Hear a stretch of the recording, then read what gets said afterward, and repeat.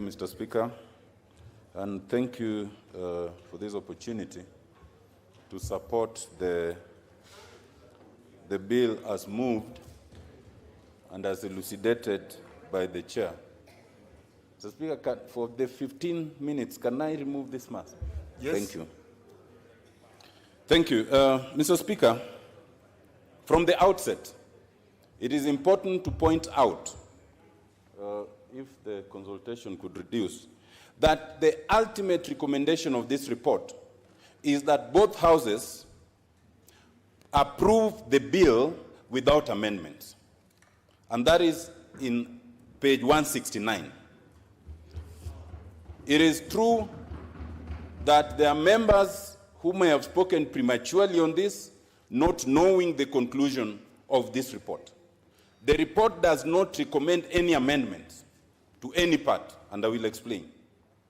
Mr. Speaker, we were unanimous on the 32 issues that the chairman has spoken to, except one on which there was a divergence of opinion, and what we did in good conscience was to include both shades of opinion, and they're both in the report. But Mr. Speaker, what we did is that in the course of these consultations, we did identify some minor typos, and I will speak in terms of how they are dealt with. It is the role of any committee that is tasked with such work to identify what could be pitfalls in the journey. That we did. If you are irresponsible, you ignore them, hoping no one will notice. And sometimes it has disastrous consequences. But if you are responsible, you identify them and see how to resolve them. If you read the entirety of this report, where we have identified pitfalls, we have suggested how you overcome them.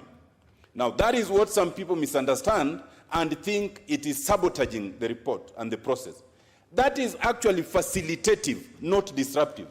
It is to protect this document from any possible flounder thereafter.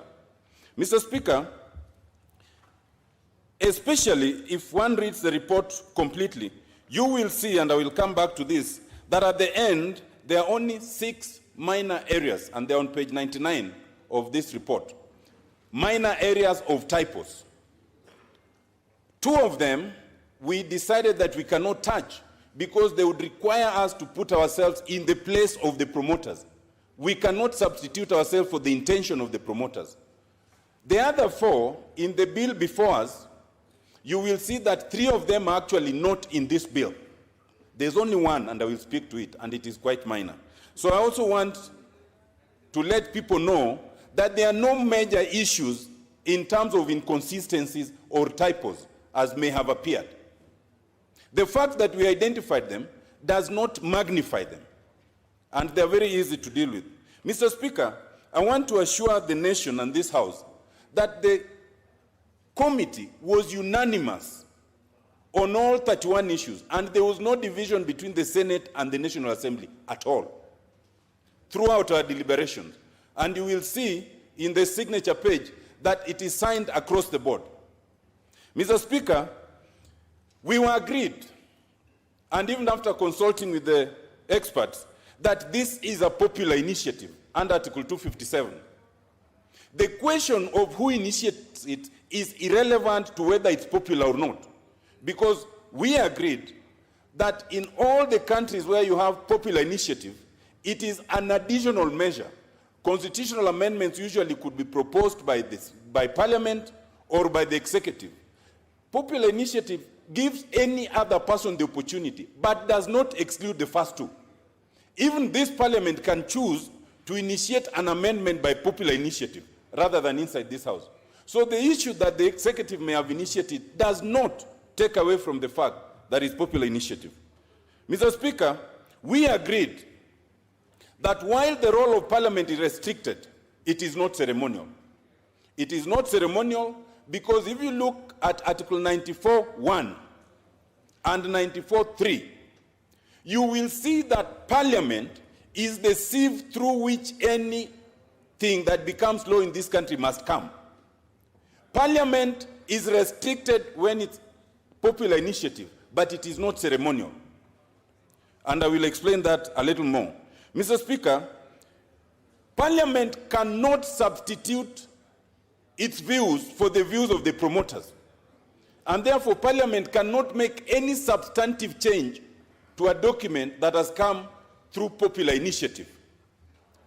But, Mr. Speaker, Parliament, on a close reading of Article 94, 1 and 3, has that inherent authority to make any errors, to correct any errors of form or typo which are consistent with the intention of the promoters, which does not substitute the intention of the promoters. So if the promoter meant Article 89.7 and it reads 87.7, which does not exist, Parliament can, in its discretion, correct that. But as to whether we choose or not, that is for us. And it depends on whether that typo has any grave legal consequences. And as I'll show later, in our case, it doesn't. Mr. Speaker, we agreed unanimously that in this process, a referendum is a must. And this document must be taken to the people in a referendum. That is agreed. Mr. Speaker, we also agreed that public participation is not perfunctory. It is not salutary. It is substantive. It is substantive first because it is a constitutional requirement. If we do not do it, then the process is in danger of nullification. It is also necessary, Mr. Speaker, because it helps us identify some of those gaps and how to deal with them, as we have. But more importantly also, it helps us make up our mind whether we want to vote yes or no. It helps the country make up their mind whether they want to vote yes or no. We did examine some very specific issues which have been raised as unconstitutional. One is the question of the Judiciary Ombudsman. Two is the question of removal of vetting of ministers and PSS. Three is the question of regulation of professional fees. And four is the question of the manner in which the two-thirds gender principle has been put in the Constitution. I'm happy to tell you, Mr. Speaker, and this House, that after thorough examination, and you'll see that in the report, and even after engagement with the experts we had engaged with, we came to a unanimous conclusion that none of those provisions are unconstitutional. Some people might find them undesirable, but undesirability and constitutionality are two different things. As long as it's constitutional, if the people agree with it, then it is okay. Mr. Speaker, I want to say this, and I want to say it categorically, and this is where the one issue arises: constitutionality. Mr. Speaker, as a matter of law, and this is where I disagree with my chairman, a constitutional amendment can be unconstitutional in two ways. It can be unconstitutional if it does not follow the process that is already in the current constitution before it's amended. Or it can be unconstitutional because it results in something that does not accord with constitutionalism. Mr. Speaker, if today there was a popular initiative that suggests that we must exterminate one of the 43 ethnicities in this country, as happened in the Holocaust and elsewhere, it would be unconstitutional, even if it came through this House and was adopted, because in substance it's unconstitutional. Or in this House, if today we decided that the presidency will only rotate in one ethnic group, it would result in that. I'm not speaking to the document yet, I'm speaking to the theory. Constitutional scholars agree that you can have a constitutional amendment that is unconstitutional. Now, what we have done, and professors of law like John Mbadi is saying it's not true, but that is okay, because that is your view. I am talking about the law. John Mbadi, you've not stepped in law school, so just allow me. Now, the thing, in our case, there were issues that were raised. In our case, there were issues that were raised about fairness of Schedule 2. There were issues that were raised about constitutionality. There were issues that were raised about completeness. I will not speak to them because they're in the document. But to be fair, because there are equally members, including lawyers, who do not agree with me, and they're entitled, because in law, there's no strict answer to anything. There are lawyers who believe that no constitutional amendment can be unconstitutional. What we have done, Mr. Speaker, and that was the midway path, we put the view on constitutionality and the view on unconstitutionality. But what we didn't do, there was a serious push by some of the members of the committee to suggest that we sever Schedule 2 and remove it. But we were all agreed that because Schedule 2 is part of the document, and we had agreed that we cannot make substantive changes to the document, it must go with the document. And therefore, what it has done is that it has given members of this House the opportunity to look at it and make up their mind. But what's important is, it is merely an observation. It has nothing to do with the document itself. For the document must go as it is. As I'm closing, Mr. Chairman, Mr. Speaker, and this is my last point, the minor errors. Mr. Speaker, I'll urge members to look at page 99 of the document, where we identify some of the what we call minor errors and typos. Ultimately, Mr. Speaker, looking at that list, there is only one typo in the bill that we are considering, and that is in respect of clause 51. Clause 51, Mr. Speaker, refers to Article 204.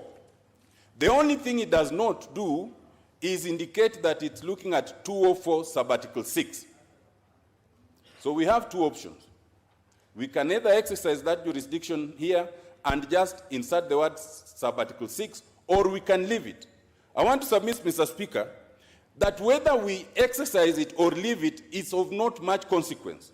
Because even if we don't change it, the very constitution that we have encourages a purposive interpretation of the Constitution. Anyone looking at this amendment will see that what was intended to be amended was Article 204(6).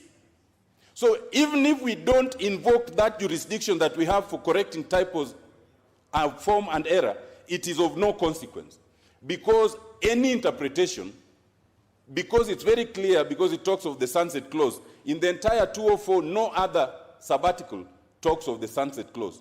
So I want to submit, Mr. Speaker, that it is perfectly in order to pass the document without any amendment, because any typo is inconsequential anyway. Mr. Speaker, with that, I want to go to the words as appearing the recommendation of the entire committee, which is unanimous on page 169, that having considered the Constitution of Kenya Amendment Bill 2020 and the submissions received, the joint committees recommend that the Constitution, that this National Assembly and the Senate pass and approve the bill. And in addition, which is the second one, that Parliament enacts legislation to provide a framework on the processing of a bill to amend the Constitution by popular initiative subsequently. Thank you, Mr. Speaker. Very well.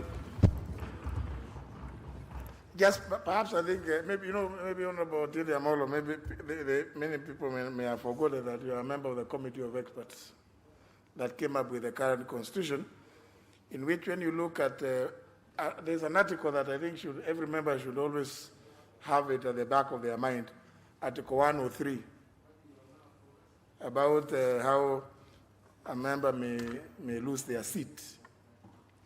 If you look at Article 103 of the current Constitution, there is sub-Article 1 with many paragraphs, A, B, C, D, et al. Thereafter, Clause 3.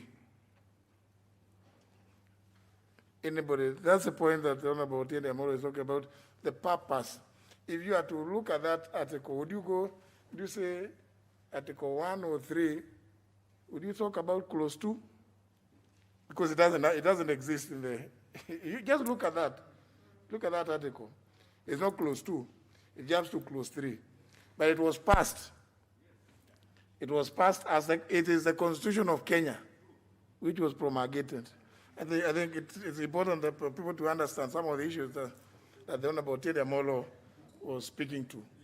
That some of them may be inconsequential. They don't have much import, even if they are led to stay as they are.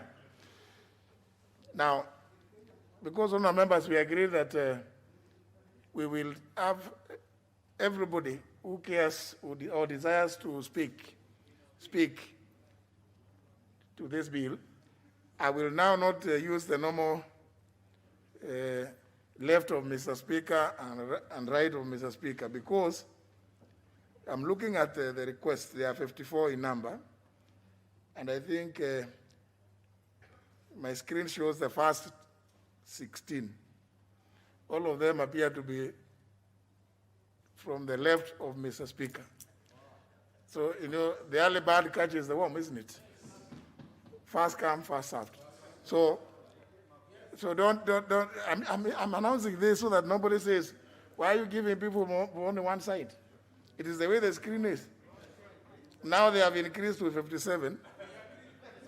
Yeah, because, I mean, let's be fair. Let's just give people the way they put in their requests. What do you mean, error?